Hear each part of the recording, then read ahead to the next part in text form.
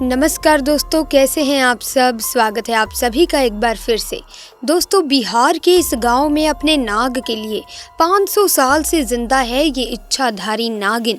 ऐसा माना जाता है कि इच्छाधारी नाग और नागिन 1000 सालों तक भी इस धरती पर जीवित रहते हैं।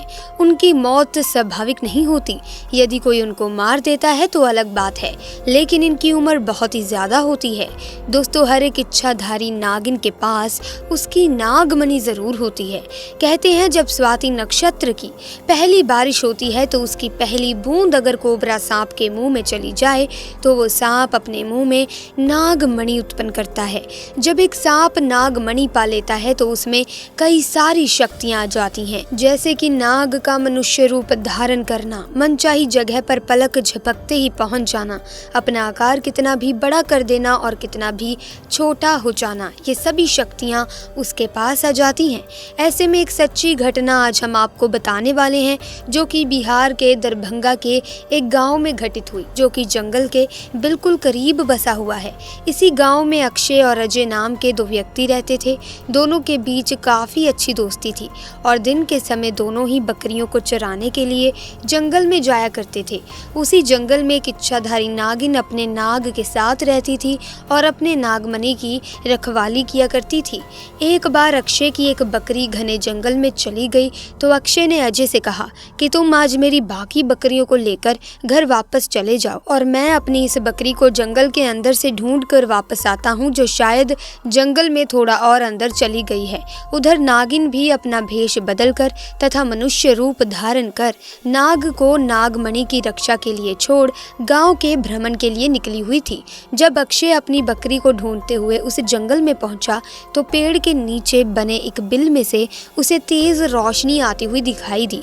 उसे लगा कि शायद कोई कीमती हीरा या फिर आभूषण उसके नीचे छुपा हुआ होगा, तो उसने उसी पेड़ की टहनी को तोड़ा और बड़ा सा डंडा बना लिया और उस बिल को जोर जोर से मारकर तोड़ने लगा। उस बिल को तोड़ते समय अक्षय बहुत तेजी से डंडे से वार कर रहा था, जिसमें से 2 चोट नाग के बिल के अंदर मौजूद नाग पर लग गई और नाग ने उसी समय अपना दम तोड़ दिया। जब अक्षय ने मरे हुए नाग को देखा और उसके पास तेज चमकती हुई मणि को देखा तो वो समझ गया कि वो चमकती हुई चीज और कुछ नहीं बल्कि एक नागमणि है। उसने पहले नाग को डंडे से हिलाया और ये सुनिश्चित किया कि नाग मर गया है या फिर जिंदा है। फिर उसने जब इस बात को पक्का कर लिया कि नाग मर गया है तो उसने अपनी जेब से रुमाल निकाल कर उसके अंदर उस नागमणि को रख लिया और भागता हुआ तेजी से घर को निकल गया और ये भी भूल गया कि वो जंगल में अपनी बकरी को ढूंढने आया था और वो बकरी अभी भी जंगल में ही रह गई है। इधर जब नागिन वापस अपने बिल की तरफ लौटी तो जैसे ही उसने नागमणि गायब पाई और अपने नाग को मरा हुआ देखा तो वो गुस्से से आग बबूला हो गई। उसने अपनी शक्ति से नाग की आंखों में ये देख लिया कि उसके नाग का कातिल कौन है। अक्षय ने अब एक बहुत बड़ी गलती कर दी थी कि उसने नाग के मरे हुए शरीर को वही जंगल में यूं ही छोड़ दिया। अगर वो नाग के शरीर को उसी समय जला देता तो शायद नागिन को कभी पता ही नहीं चलता कि उसके नाग को आखिर मारा किसने है। उधर अक्षय बहुत खुश था क्योंकि उसे दुनिया की सबसे शक्तिशाली चीज मिल चुकी थी, यानी नागमणि मिल चुकी थी। अक्षय जब घर पहुंचा तो सबसे पहले उसने नागमणि अपने हाथ में पकड़ी और इच्छा जाहिर की कि जंगल में जो बकरी खो गई है वो मुझे वापस मिल जाए। तो दोस्तों, अगले ही पल चमत्कार ऐसा हुआ कि बकरी उसके घर के दरवाजे के बाहर खड़ी थी। अक्षय ये सब देखकर बहुत खुश हो गया। उसने नागमणि की सहायता से अपने घर को ही बदल दिया और अब गांव का सबसे अमीर इंसान बन चुका था, और वो भी केवल और केवल नागमणि की मदद से। अपने नाग की हत्या का बदला लेने के लिए नागिन आग बबूला हो गई थी, परंतु वो विवश थी क्योंकि अक्षय के पास नागमणि थी और वो तब तक अक्षय को नुकसान नहीं पहुंचा सकती जब तक उसके पास वो नागमणि मौजूद है। दोस्तों, कहते हैं कि इच्छाधारी नागिन बगैर नागमणि के भी कोई भी रूप धारण कर सकती है। अपनी शक्ति का फायदा उठाकर नागिन ने एक सुंदर कन्या का रूप धारण किया और अक्षय किसी काम से जब दूसरे गांव जा रहा था तो उसके बीच रास्ते में वो बैठ गई और रोने लगी। जब अक्षय ने देखा कि एक बहुत ही सुंदर स्त्री रो रही है तो वो तुरंत बैलगाड़ी से नीचे उतरा और उस कन्या से पूछने लगा कि आप क्यों रो रही हो। सुंदर स्त्री के भेष में उतरी उस नागिन ने कहा कि मेरा नाम लक्ष्मी है और मैं अपने पति के साथ दूसरे गांव में रहती हूँ, परंतु कल वो एक कन्या के साथ शादी करके आ गया और मुझे मार मार कर घर से बाहर निकाल दिया। मैं बेसहारा हूँ, लाचार हूँ। अक्षय को उस स्त्री पर तरस आ गया और उसकी सुंदरता से अक्षय बहुत मोहित भी हुआ और उसे अपने घर ले आया। धीरे धीरे नागिन और अक्षय के बीच में दोस्ती शुरू हो गई और ये दोस्ती इतनी गहरी होती चली गई कि अक्षय को पता ही नहीं चला कि कब वो उस स्त्री के प्यार में फंस चुका था। एक दिन अक्षय और लक्ष्मी यानी कि वो नागिन दोनों घूमने के लिए गए और एक जगह एकांत पाकर लक्ष्मी ने अक्षय से पूछा, तुम्हारे गले में ये चमकती हुई चीज क्या है? तो अक्षय ने बोला, अरे कुछ नहीं, साधारण सा आभूषण है, मुझे बहुत अच्छा लगता है इसलिए मैं इसे गले में पहन लेता हूँ। दोस्तों, ये वही आभूषण था जिसे आप और हम नागमणि के नाम से जानते हैं। जब लक्ष्मी बोली कि क्या तुम मुझे ये आभूषण कुछ समय के लिए दे सकते हो, क्योंकि मुझे इसकी चमक बहुत अच्छी लगी है, मैं इसे पहन कर देखना चाहती हूँ कि आखिर ये मेरे गले में कैसा लगता है। इस पर अक्षय चिल्लाते हुए बोला, नहीं, मैं तुम्हें ये नहीं दे सकता हूँ, इसके बदले तुम कुछ और मांग लो, मैं तुम्हें दे दूंगा।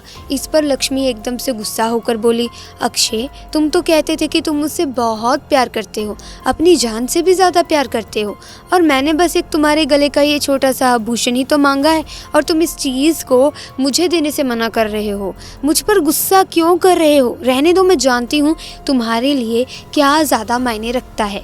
दोस्तों, फिर अक्षय ने ना चाहते हुए भी वो आभूषण लक्ष्मी को दे दिया और लक्ष्मी को देते हुए ये बोला कि ठीक है, कुछ समय के लिए तुम इसे पहन सकती हो, परंतु ध्यान से। लक्ष्मी के हाथ में जैसे ही वो नागमणि आई, लक्ष्मी का रूप एकदम से बदलने लगा। केवल एक पल में ही वो लक्ष्मी एक सुंदर कन्या से एक भयानक नागिन के रूप में परिवर्तित हो गई। उसका चेहरा बिल्कुल नाग सा हो गया और उसने कई बार अक्षय को डसा और डस कर उसे मार दिया। नागिन का इंतकाम पूरा हो चुका था, उसने अपने नाग का बदला ले लिया था। दोस्तों, तब से ये नागिन इस गांव में अपने नाग के लिए 500 साल से आज भी जिंदा है। इसके बाद से वहाँ कुछ ऐसी घटनाएं सुनने में आई हैं जिसे सुनकर हर कोई हैरान है। वहाँ के स्थानीय लोगों का कहना है कि उन्होंने एक नागिन को महादेव की पूजा करते देखा है और इसके बाद अचानक वो नागिन कहाँ गायब हो जाती है किसी को नहीं मालूम। जब इस बारे में गांव के मंदिर के पुजारी जी से बात की गई तो मंदिर के पुजारी का कहना है कि अपने नाग की मौत के बाद से ही नागिन भयंकर रूप धारण करके अपने नाग को ढूंढ रही है और जिस तरह से पिछले 500 सालों से महादेव की पूजा करती थी, आज भी वही करती आ रही है। नागिन इस मंदिर में आती है और भगवान शिव से अपनी आराधना कर बिना किसी को नुकसान पहुंचाए चली जाती है। आज भी लोग कहते हैं कि तकरीबन 500 साल से ये नागिन इस मंदिर में आ रही है। तो दोस्तों, कभी भी एक नागिन के नाग को मारना नहीं चाहिए और साथ ही नागिन के नागमणि को तो भूल कर भी छूना नहीं चाहिए, अन्यथा वो नागिन 7 जन्मों तक उस व्यक्ति का पीछा नहीं छोड़ती।